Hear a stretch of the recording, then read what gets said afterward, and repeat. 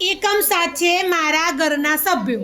હવે તમે બધા તમારા સભ્યો ગણી નાખજો કે ભાઈ કોઈના ઘેર 5 છે, 6 છે, 7 છે, બરાબર. કોણ કોણ રહે છે? ચલો જીનુ, તાર ઘરે કોણ છે બેટા? મમ્મી, પપ્પા, દાદા, દાદી, બહેન, ભાઈ. Very good. 6 સભ્યો છે ને? હા. ચલો કિશુ, તાર ઘરે કુલ કેટલા સભ્યો છે ભાઈ? 7 સભ્યો છે. દાદા બા છે, બીજું કોણ છે? દાદા, પછી પપ્પા, પછી બહેન, મમ્મી. Very good. ચલો શીતલ, તાર ઘરે કુલ કેટલા છે બેટા? 8 જણા છો. કોણ કોણ રહે છે? પપ્પા, દાદા, દાદી, બહેન, ભાઈ. Very good. ચલો સુહાની, તાર ઘરે કુલ કેટલા છે બેટા? 7 સભ્યો છે. કોણ કોણ રહે છે? પપ્પા, હા. દાદી, માં, કાકી, વેરી ગુડ. ભાઈ. ચલો ઈશિતા બેન, તમારા ઘરે કોણ કોણ રહે છે? 5 જણા રહે છે. કોણ કોણ છે? મામા, હા. પછી તું મામાના ઘરે રહે છે ને? હા. પછી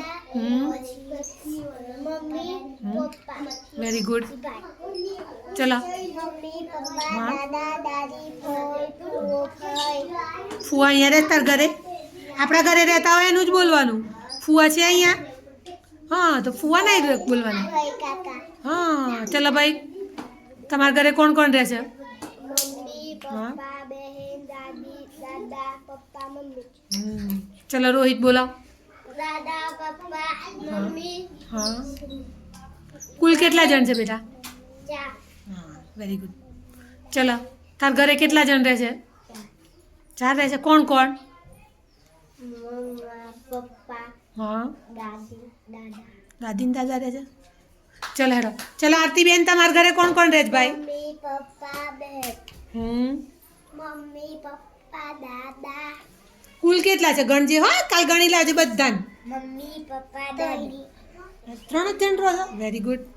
ચલો ભાઈ, હિતેશભાઈ, તાર ઘરે કોણ કોણ રહે છે બેટા? મમ્મી, પપ્પા, દાદી. મમ્મી, પપ્પા ને દાદી. ચલો, તાર ઘરે કોણ રહે છે બેટા? મમ્મી, હા. પપ્પા, દાદી, બેન, ભાઈ. હા. ચલો ભાઈ, તમારા ઘરે કોણ રહે છે? પપ્પા, હા. ભાઈ. હા. પછી મમ્મી નથી? ઓય મમ્મી. મમ્મી છે ને તારી? હા. ચલો.